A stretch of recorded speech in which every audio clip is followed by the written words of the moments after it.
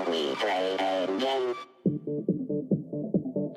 We got one person online. The workload is enough for like 10 users. I think we got a hacker.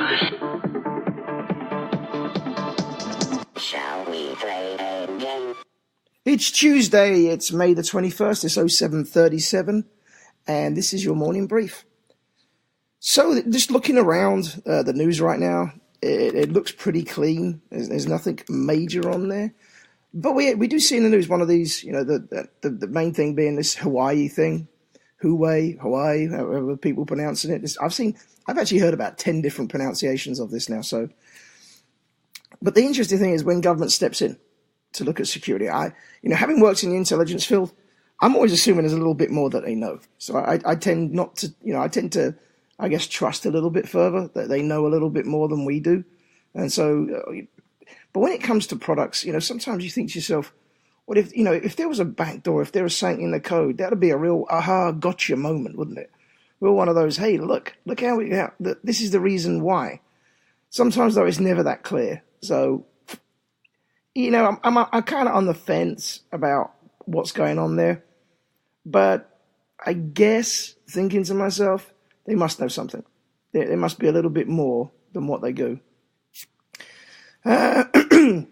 Two things I've noticed that are kind of, I wouldn't say hacks, but more mistakes, temporary cracks. Salesforce database went offline over the weekend. Someone ran a script that basically gave all users all the rights to all the databases.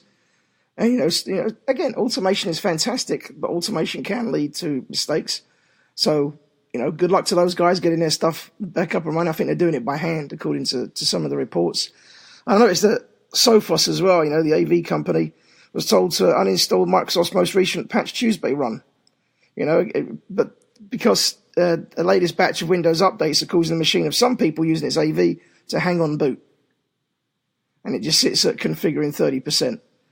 So, one of the things I loved about Red Spy, was that traditional pen testing, yeah, sure, you take the vulnerability, exploit the vulnerability, show impact. And to me, a vulnerability is multiple things. It could be someone clicking on a link and showing the in-depth defenses of the host. But the other part, what I noticed was that, these temporary cracks, temporary mistakes, misconfigurations, those are never, normally addressed by a penetration test. And when we talk about how we have to, a pen test has to mimic the actions of an attacker, tactics, techniques, and procedures of an attacker. Some are pretty hard to mimic because if we're going after, we're trying to test the controls, your security controls. That's why I kind of like the UK version of it, where it talks about to provide assurance to a security system, not to show impact of a vulnerability, but the assurance of the defenses of a security system. That's assuming you've got some defenses in place. But, one of the things about Red Spy is it looks for those temporary cracks, mistakes, and misconfigurations.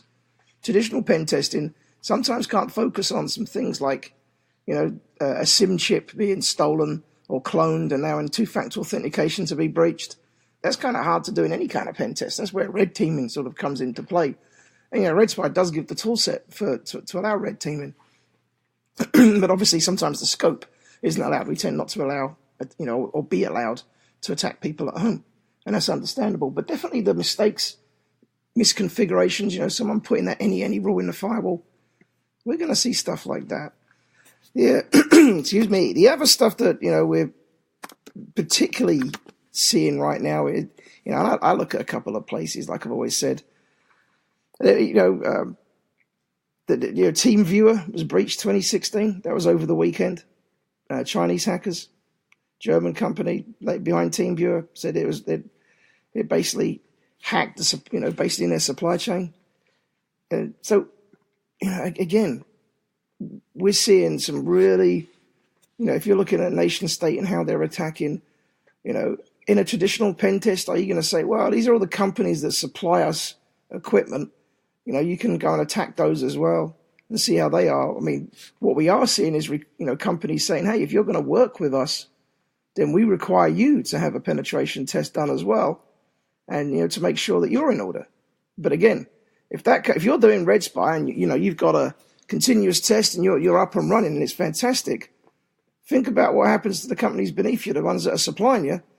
maybe they're not got red spy, and they were great on their pen test, but then 2 days after that, someone's put a massive hole in their systems, and someone can access them, who then can access you. Supply chain attack. So it really is interesting. It's an interesting world. It's always an interesting world, but it's definitely an interesting world to be in IT security. And I think this is kind of the golden age. Some people were telling me it was like about a year ago.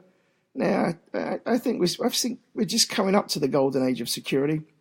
Like I always tell people, I think things are getting better, but what's happening is as the sort of the hand squeezes, the squeezes onto security, you're seeing it run through other things, go through the fingers and start. So what you're seeing is attacks going against supply chain, attacks going against users at home, attacks going, it's not the traditional type attacks anymore.